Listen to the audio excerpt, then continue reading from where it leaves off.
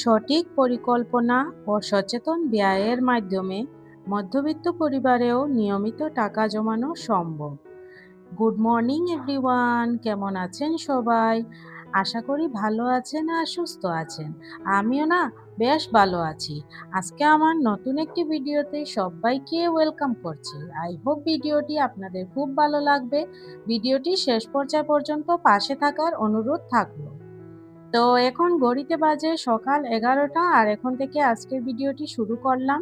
সকালের ব্রেকফাস্টটা করে নিয়েছি অফ ক্যামেরাতে। এখন চলে আসলাম দুপুরের রান্নাবান্না করতে। তো আজ একটু শর্টকাট বানাবো, বেগুন ভর্তা বানাবো আর বানাবো ডাল। তো চলুন আপনারা আমার সাথে থাকুন, আর আমি কি কি বানাচ্ছি, কিভাবে করছি সবই আপনাদের সাথে শেয়ার করব। আর ভিডিওটির এই পর্যায়ে যারা আমার পাশে থেকে আমার ভিডিওটি দেখছেন, প্লিজ একটি লাইক দিয়ে কন্টিনিউ করবেন, কারণ আপনাদের একটি লাইক আমার ভিডিওটিকে অনেকের কাছে পৌঁছে দিতে অনেকটাই সাহায্য করে।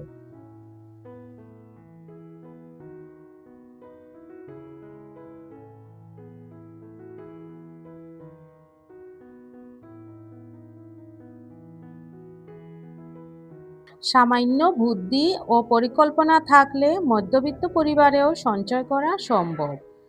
যথাযথ পরিকল্পনা ও বিচক্ষণ আর্থিক ব্যবস্থাপনার মাধ্যমে মধ্যবিত্ত পরিবারেও সঞ্চয় গড়ে তোলা সম্ভব।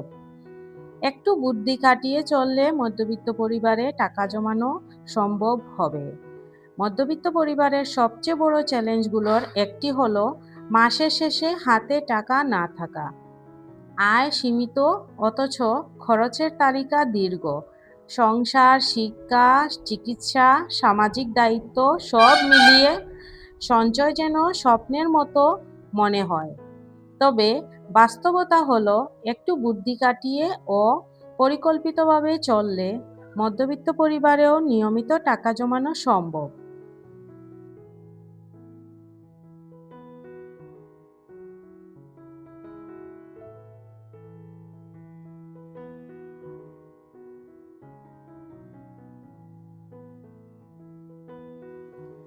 সঞ্চয়ের প্রথম ধাপ হলো নিজের আয়ের পরিমাণ স্পষ্টভাবে জানা। মাসিক আয় কত, অতিরিক্ত কোনো অনিয়মিত আয় আছে কিনা, এসব বিষয় পরিষ্কার না হলে খরচ নিয়ন্ত্রণ করা কঠিন হয়ে পড়ে। তাই পরিবারের মোট আয়ের একটি লিখিত হিসাব রাখা অত্যন্ত প্রয়োজন।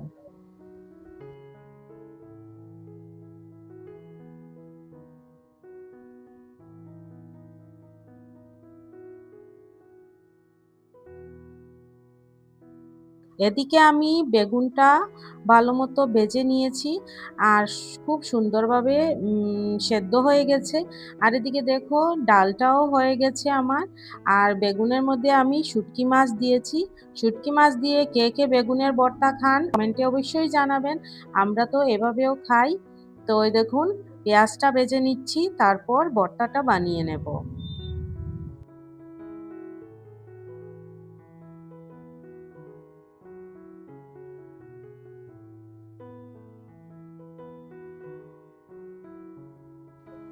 প্রতিদিনের ছোট ছোট খরচই অনেক সময় বড় অঙ্কে পরিণত হয়। চা নাস্তা, অপ্রয়োজনীয় কেনাকাটা, অহেতুক যাতায়াত, এসব খরচ হিসাব করলে দেখা যায় অনেক টাকা সাশ্রয় করা সম্ভব।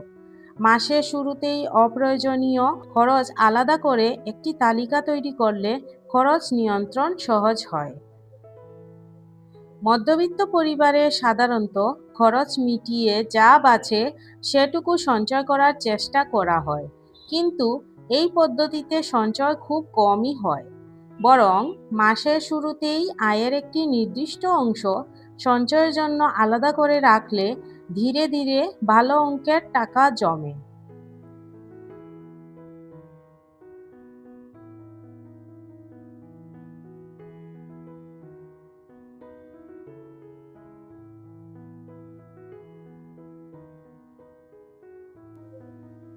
অনেকে মনে করেন বড় অঙ্কের টাকা না হলে সঞ্চয় অর্থহীন। বাস্তবে এটি কিন্তু ভুল ধারণা।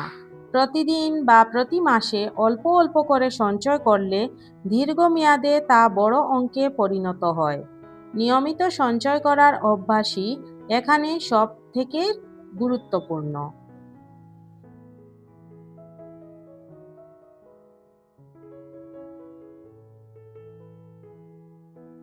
সঞ্চয় কখনোই একজন ব্যক্তির একক উদ্যোগে দীর্ঘদিন ধরে টেকসই হয় না।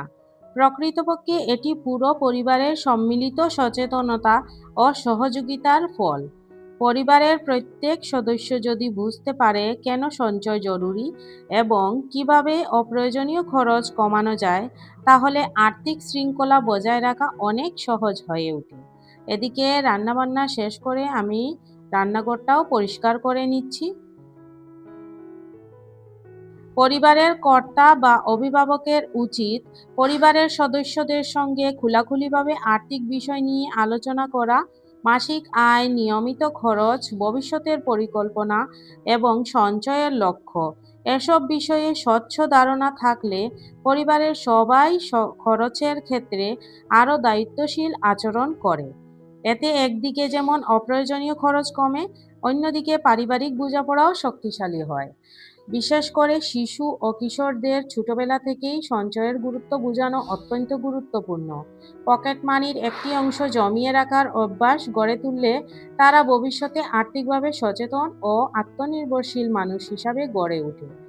পরিবারের সদস্যরা যদি দৈনন্দিন জীবনের ছোট ছোট বিষয়ে সাশ্রয়ী হতে শেখে, যেমন বিদ্যুৎ ও পানির অপচয় রোধ করা, প্রয়োজন ছাড়া কেনাকাটা এড়িয়ে চলা, বিলাসিতা কমানো, তাহলে সম্মিলিতভাবে বড় অঙ্কের সাশ্রয় সম্ভব হয়।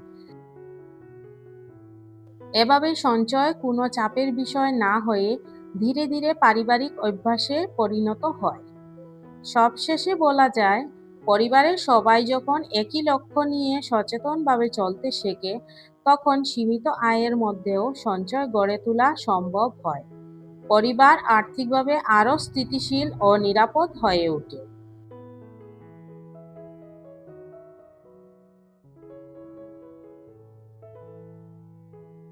আজকের সঞ্চয়ই আগামী দিনের নিরাপত্তা।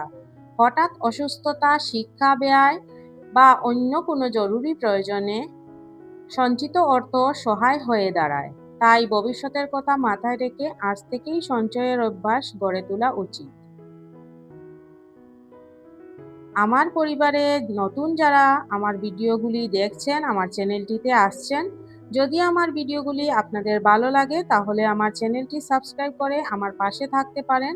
আমি অবশ্যই আপনাদের পরিবারে যুক্ত হয়ে যাব। এদিকে আমি রান্নাঘরটা খুব সুন্দরভাবে গুছিয়ে নিচ্ছি, আপনারা দেখতে পাচ্ছেন।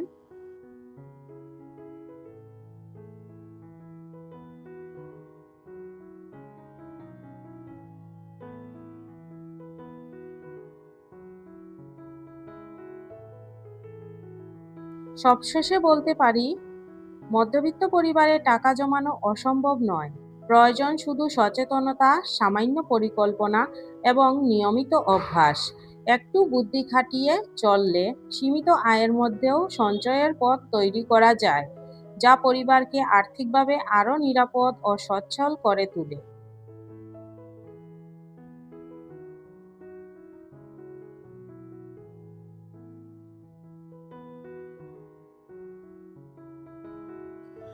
আজকের আমার এই ভিডিওটি আপনাদের কেমন লেগেছে কমেন্টে অবশ্যই জানাবেন। আজকের মতো এখানেই শেষ করছি বন্ধুরা। দেখা হবে আগামীতে নতুন কোনো একটি ভিডিও নিয়ে। ততক্ষণের জন্য ভালো থাকবেন, সুস্থ থাকবেন আর আমার পাশে থাকবেন। ধন্যবাদ।